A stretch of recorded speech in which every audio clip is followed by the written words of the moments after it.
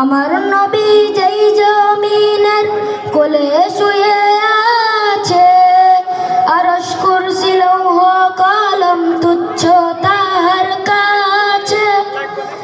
আমার নবী যেই জমিনের কোলে শুয়ে আছে, আরশ কুরসি লৌহ কলম তুচ্ছ তাহার কাছে। সেই কবর কবা পানে চল রে, কবর কবা পানে চল রে, হয়ে দিওয়ানা।